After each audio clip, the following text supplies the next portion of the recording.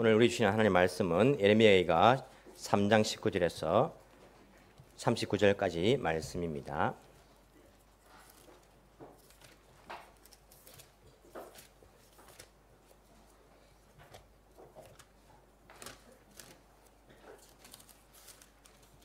말씀을 읽기 전에 조금 조정하겠습니다. 지금 에어컨이 많이 강합니까? 아니면 약합니까, 여러분? 괜찮습니까? 혹시 방향이 이렇게 바람을 쐬기 원치 않은 분 있으면 방향을 좀 위로 해주시면, 기침도 하시는 분, 위로 해주시면, 기침하시는 분들 계신데 그렇게 조정을 좀 하겠습니다. 온도가 맞지 않으면 예배드리는 그 사이에 여러분들 우리가 또 안식할 수 없기 때문에, 평안할 수 없기 때문에 좀 조정을 하고 드리겠습니다. 그리고 이 자리를 조금 이렇게 앞에 목사님 옆에도 한 두 사람 정도, 대학부 예린이하고 정진이하고 앞쪽에 이렇게 좀 주시기 바랍니다. 왜냐면 뒤에 너무 지금 꽉 차가지고 혹시 늦게 오신 분들 계시면 자리가 없으니까. 평소에는 목사님은 어려워하지 않으면서 왜 자리는 이렇게 목사님 옆에 안 하는지 모르겠어요. 저렇게 행복한 얼굴을 하고 자리를 옮겨주시네요. 예. 감사합니다. 예. 혹시 뒤쪽에 앉아 계신 분들 중에 이게 자리 두 자리 비어 있으니까 오실 수 있는 분 계시면 앉아 주시면 감사하겠습니다.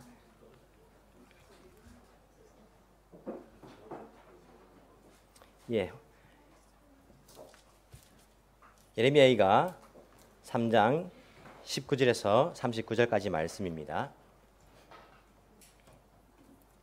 제가 봉독해 드리겠습니다.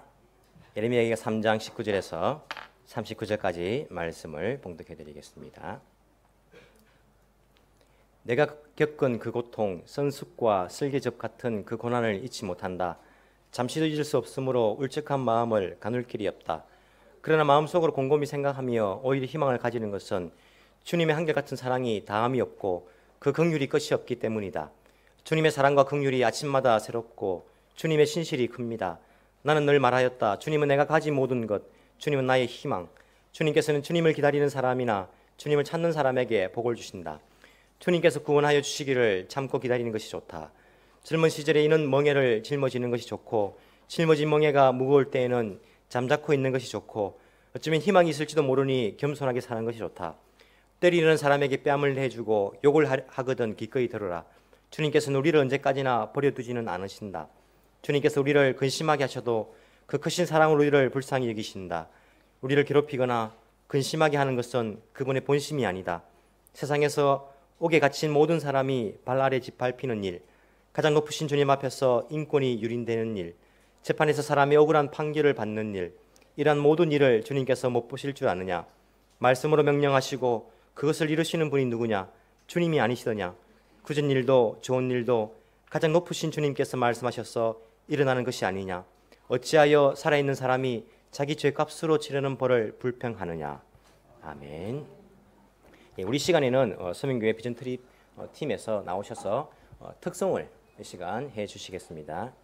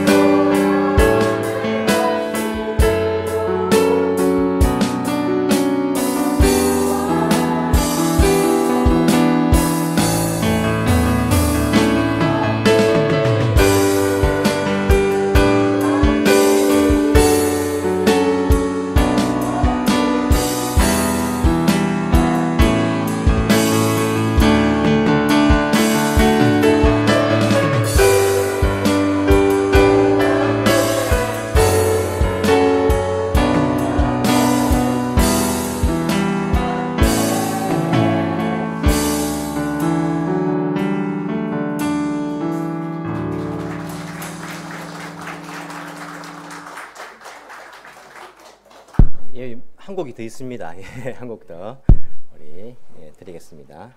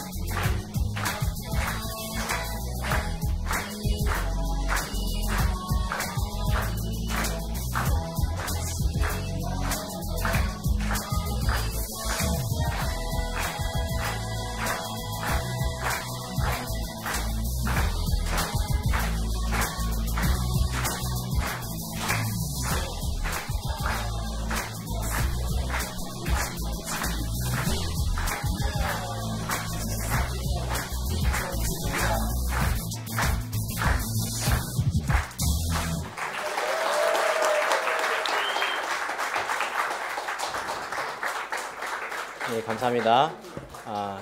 이러면 세대 차이가 좀 나죠, 그죠? 아이고, 예배 시간이야. 저렇게 춤을 추고야. 이런 분들도 계실 것이고. 근데 이게 시대마다, 세대마다 찬양의 형식들이 바뀌어 왔습니다. 예전에는 파이프 오르간 외에는 절대 예배 시간을 못 쓰게 했거든요. 그리고 저희들도 학생 때에 교회에 논쟁이 됐던 것이 교회 예배 시간에 드럼을 쓸 수 있는가 없는가. 이게 우리가 이제 논쟁이 된 적이 있는데 지금은 또 다 쓰지 않습니까? 우리도 세대가 달라지면서 하나님을 찬양하는 형식들이 다 달라집니다. 방금 그 나온 음악들, 가사들이 다 찬양입니다.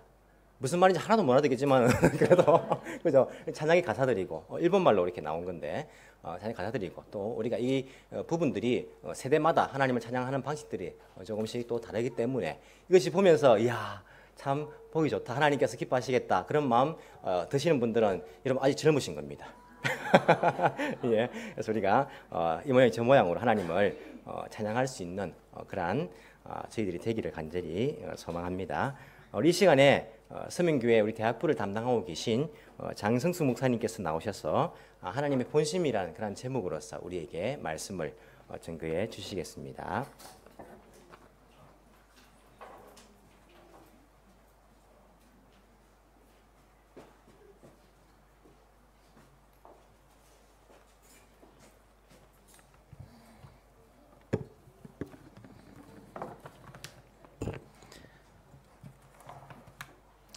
할렐루야.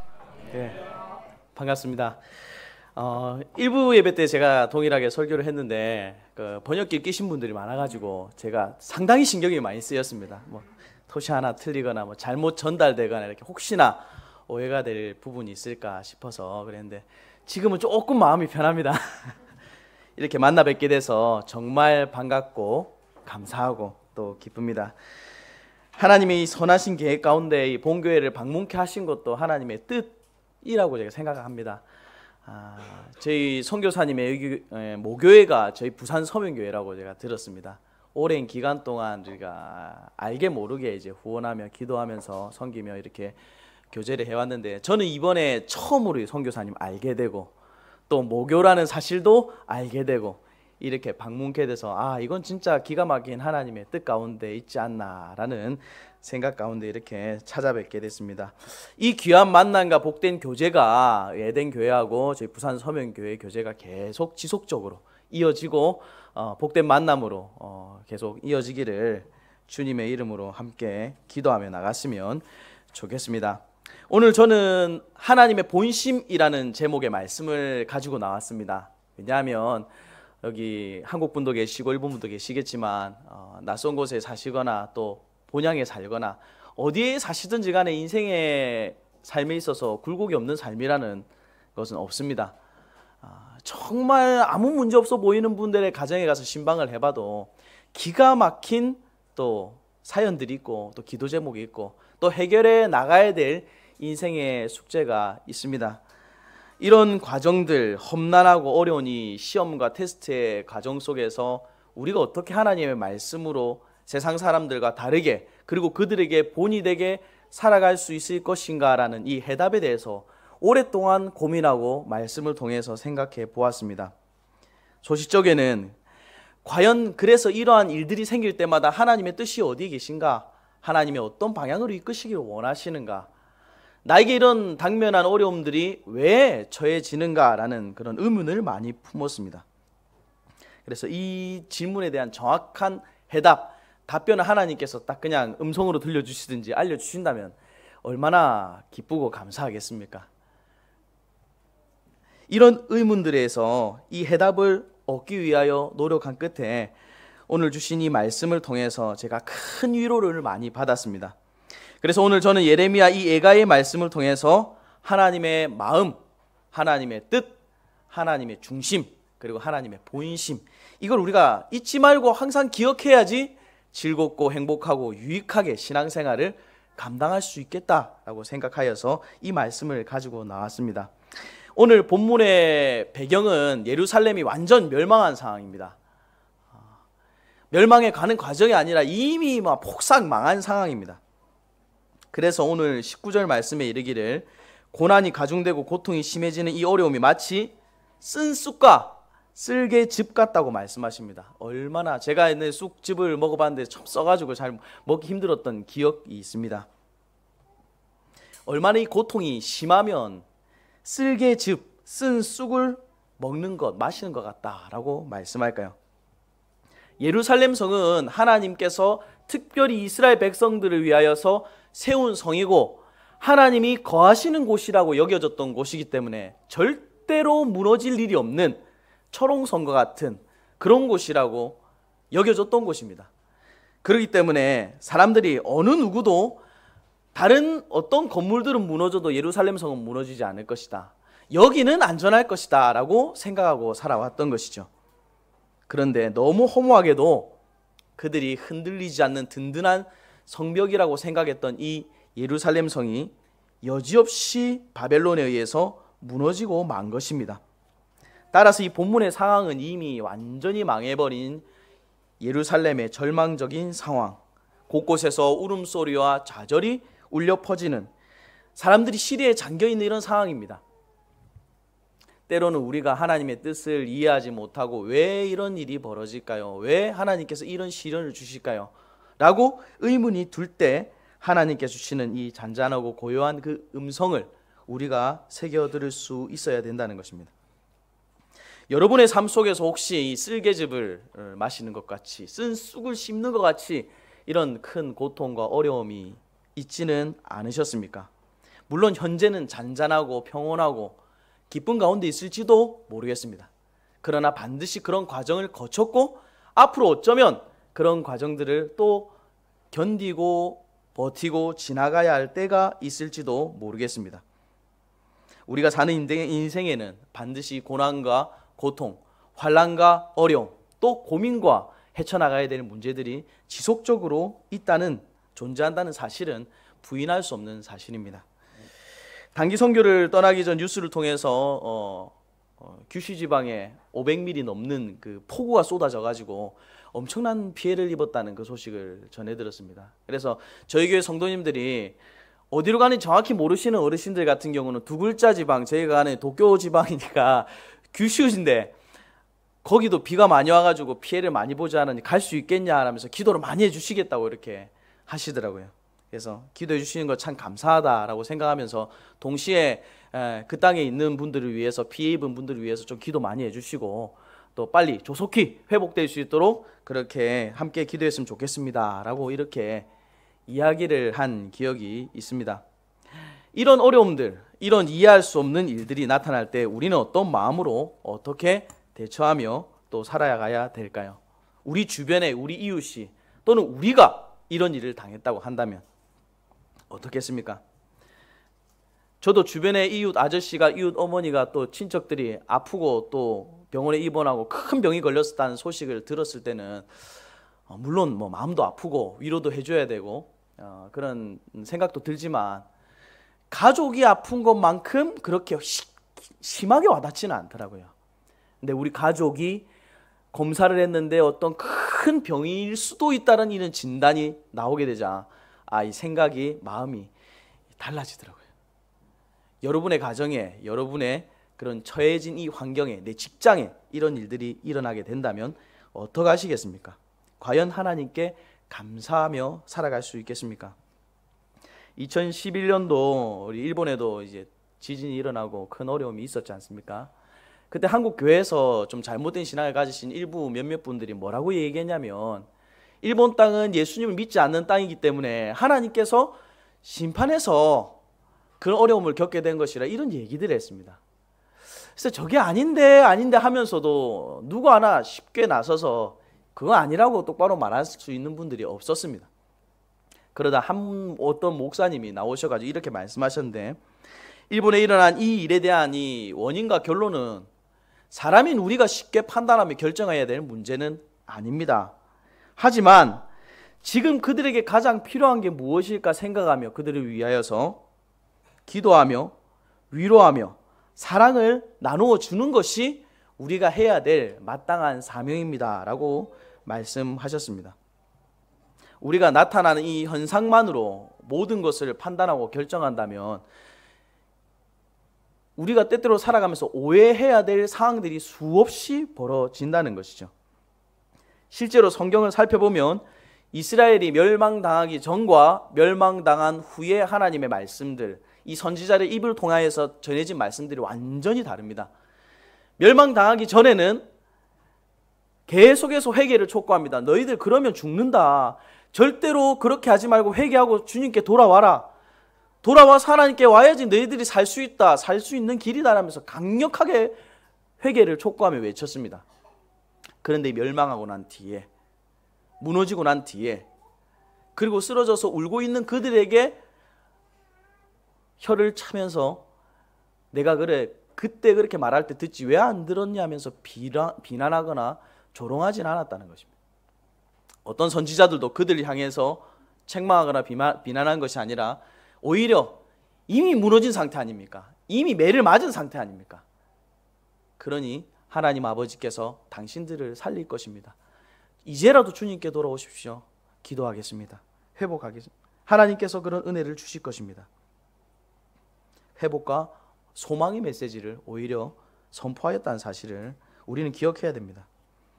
누구든지 하나님께로 돌아가면 하나님께서 용서하시고 회복해 하시고 은혜를 베풀어 주실 것이라고 말씀하시는 것입니다. 그래서 우리는 이 하나님의 은혜, 하나님께서 주시는 형용할 수 없는 이 사랑을 늘 기억하고 살아야 됩니다. 마태복음 19장 끝절과 또 20장 16절에 보면은 똑같은 말씀이 기록되어 있는데 먼저 된 자가 나중되고 나중된 자가 먼저 된 자 말씀이 있습니다. 이 말씀이 무슨 말씀인지 아시겠죠? 처음에는 19장 끝 말미에는 부자 청년에 대한 비유가 나타나고 20장 처음 부분에는 어떤 비유가 나타날까요? 포도원 품꾼 비유가 나타납니다. 19장 마지막 절에는 부자 청년이 와가지고 예수님께 이렇게 질문합니다. 예수님, 우리가 어떤 선한 일을 해야지 구원을 받을 수 있겠습니까? 그러니까 예수님이 하신 말씀이 어찌하여 나한테 선한 사람을 찾냐? 선하신 분은 오직 하나님 한 분밖에 없다. 사람이 선할 수 없다고 말했습니다. 그러면서 네가 하나님의 계명을 지켜라. 지키면 영생을 얻을 것이다 라고 말하고 있습니다. 그때 이 청년이 어떤 말씀을 지켜야 제가 영생을 얻습니까? 라고 질문하였고 십계명에 대해서 예수님께서 말씀하시자 제가 지켰습니다. 살인하지도 않았고 간음하지도 않았고 도적질하지도 않았고 주일 예배도 잘 참석했으며 헌금 생활도 꼬박꼬박 잘 했습니다. 그때 마지막으로 예수님께서 하신 말씀이 무엇인지 아십니까? 네 재산을 다 팔아 가난한 자들에게 나누어 주고 너는 나를 따르라 라고 말씀하셨습니다.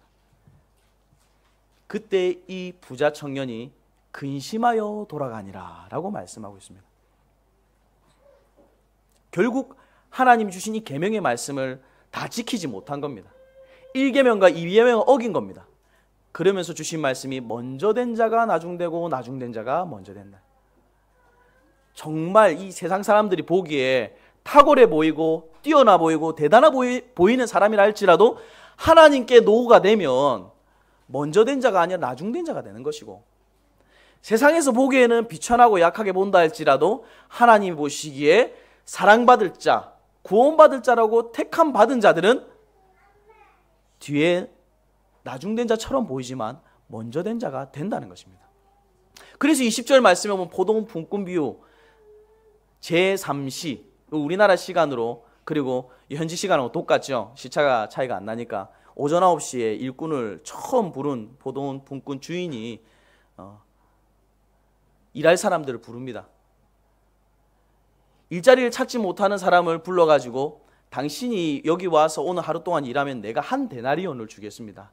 일당을 주겠습니다라고 약속하고 업무가 마감하는 그 시간까지 일을 시킵니다. 열심히 일을 합니다.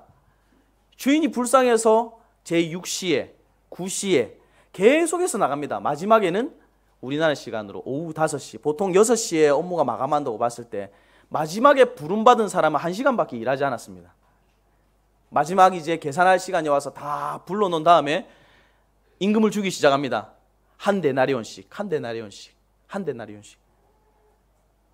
처음 받았던 자가 약속했던 한 데나리온을 받고 기뻐합니다. 드디어 오늘 일당을 얻었구나. 내가 이 일당을 얻고 오늘 하루 동안 우리 가족들을 위하여서 쓸 수 있는 이 돈이 생겼구나. 그러나 뒤에 받는 사람들의 임금을 보면서 불만을 품기 시작합니다. 왜 저 사람들은 나보다 적게 일했는데? 다른 사람들 이해도 제일 뒤에 저 1시간밖에 일 안 한 사람들이 왜 나랑 똑같은 돈을 받습니까? 라고 불만을 품는 겁니다. 그때 주인이 한 말씀을 기억하십니까? 내가 너에게 약속한 처음 계약한 돈이 이 한 데나리온이 아니냐? 이것을 가지고 가라. 왜 비교하고 따지냐는 것입니다. 무엇을 이야기하는 것일까요? 택함 받았다고 하는 유대인들, 바리새인과 서기관들, 그들은 성전 앞에서 많은 사람들에게 큰 소리로 외치며 기도했고 자기의 잘남을, 의로움을 공공연하게 드러내며 이렇게 살았던 사람들입니다. 먼저 된 자 같은 사람들입니다. 먼저 하나님을 믿고 주의 제자로서 살아온 것처럼 보이는 자들입니다. 1시간밖에 일하지 못한 사람은 누굴까요?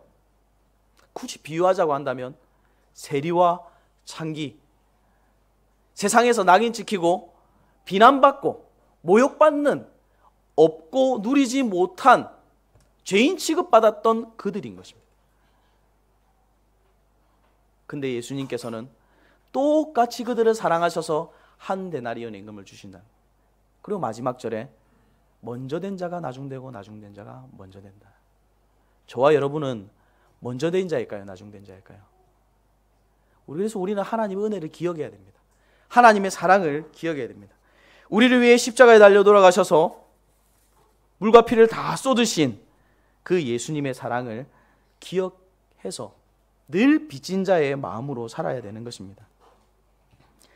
2003년도에 한국에도 태풍이 불었습니다. 일명 매미라는 태풍, 여러분 아실는지 모르겠는데, 그때 제가 사역 중에 있었는데 이제 건물 외벽이 막 뜯어지고 뭐 방충망이 바람 한번 불면 획 이리 갔다 저리 갔다 막 이랬던 기억이 납니다. 크레인이 휘어지고 바다에 있던 돌이 막 날라 올라와가지고 아마 2m, 3m 되는 그 높이에 옮겨다 놓고, 사람의 힘으로는 뭐 대여섯 명 장정이 들어도 이게 옮기기 힘든 이 일들을 그 태풍이 하더라고요. 제가 섬겼던 교회 주변에도 이제 빌라 유리창이 막 깨지고 난리가 났습니다. 교회는 안전했느냐? 그렇지 않았습니다.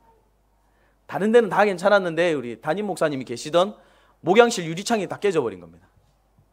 근데 신기한 것은 이 소식을 전해들은 믿음 약한 한 성도님이 어떻게 생각했냐면, 어떻게 하나님이 살아계신 거룩한 교회, 그리고 담임 목사님이 계시는 이 목양실 유리창이 깨질 수가 있느냐, 하나님이 이 교회와 함께 안 계신다라고 오해하시고 교회로 옮겨버리신 겁니다. 정말 기가 막힌 일이었습니다. 고난이 있을 때, 쉽지 않은 상황 가운데 있을 때, 성도들에게도 이런 문제들이 닥칠 때마다 이웃이, 동료들이, 친구와 친척과 주변의 많은 사람들이 환난과 공고에 처해질 때 하나님의 백성인 크리스찬인 우리들은 어떻게 대처하고 살아야 될까요? 하나님의 본심을 안다면 달라진다는 것입니다. 작년 9월 경주에서 진도 5.1과 5.8의 이 강한 지진이 2번 있었습니다. 제가 극동방송이라는 이 라디오를 즐겨 듣는데, 거기에서 이제 라디오에서 어떤 메시지가 흘러나왔냐면, 경주에 있는 무슨 송교회에서 지진으로 인해서 지금 건물 외벽이 다 무너져 내리고 목사님의 사택이 옆에 붙어 있었는데 사택이 다 허물어져 버렸다는 겁니다. 예배도 온전히 드리지 못하고 목사님 부부 내외는 사택이 없기 때문에 교회 본고에서 끼니도 때우고 주무시기도 하고 그렇다는 내용이 극동방송에 흘러나왔습니다. 그 소식을 전해들은 많은 성도님들이 함께 기도하면서 많은 성금들을 모금을 해주었습니다. 그래서 뒤에 다시 들린 소식에 의하면 이전에 있었던 좀 낡고 오래된 건물이 완전히 새 건물이 되어가지고 이전보다 훨씬 더 튼튼하고 강성한 교회가 되었고, 목사님의 사택도 더 잘 지어졌다라는 이 소식을 듣게 됐습니다. 제가 이 소식을 들으면서 얼마나 가슴이 뛰었는지 모릅니다. 예수님을 믿는 믿음의 사람들, 성도들은 다르구나. 이전에 교회를 옮긴 어떤 분처럼 어떻게 교회가 무너질 수 있지? 지진이 나는데 왜 교회가 무너지지? 다른 건 무너져도 교회 무너지면 안 되는 거 아닌가? 그 교회에 문제가 있나? 교인들끼리 싸움이 났나? 아니면 목사님이 뭐 말씀을 이상하게 전하시나? 아니면 목사님 가정에 어떤 큰 죄가 있어서 일어나? 오만 생각들을 다 했을 것입니다. 근데 이 라디오 방송을 들었던 많은 성도님들은 한 마음 한 뜻으로 그 교회를 세워나가고 사랑하는 마음으로 일으켜 나갔다는, 이게 얼마나 크고 귀한 일입니까? 믿지 않는 많은 사람, 성경이 기록한 대로 들판에 나가서 험한 일을 당할 때 도와주세요 해도 옆에 사람이 없으면 도울 사람이 없지 않습니까? 한 믿음 가운데 한 가족인 공동체가 어떤 어려움이 있을 때마다 한 마음이 되어서 돕고 협력하고 세워나가는 게, 이게 진정한 그리스도의 사랑이 아닐까요? 하나님의 본심이 무엇이겠습니까? 어쩌면 이 지진을 통해서 더 튼튼한 교회, 더 강성한 교회, 더 좋은 교회, 합력하여 선을 이루는 아름다운 결말, 열매를 주시기 위해서 이런 시련을 주신 것이 아니겠습니까? 때로는 우리에게 어려움이 있습니다. 그러나 부모가 매를 든다고 하여서 부모가 나쁜 부모라고 말할 수 없듯이, 마냥 좋아서 나쁜 행동을 하는데도 그냥 알아준다고 하여서 좋은 부모가 아니듯이, 우리가 섬기는 하나님 아버지께서 우리에게 어떤 것을 주시든 우리는 그것을 주시는 하나님의 선하신 뜻을 바라보고 그 본심을 기억해야 되는 것입니다. 믿는 사람도 똑같이 어려움을 당할 수 있습니다. 그것이 자신들의 죄의 문제이든 그렇지 않든 그것은 우리 개인이 스스로 자신을 돌아보면서 판단하고 하나님께 기도해야 할 일입니다. 하지만 그 일을 이루신 하나님의 선하신 뜻은, 그리고 본심은 형용할 수 없는 이 놀라운 사랑이라는 사실을 잊지 마시고 기억하십시오. 그래서 오늘 본문 20절에서 23절 말씀해 보면, 비록 내가 지금 고난으로 인해서 울적하지만 그것이 희망이 되는 것은 주님의 한결같은 사랑이 다함이 없고 긍휼이 끝이 없기 때문이다 라고 고백하는 것입니다.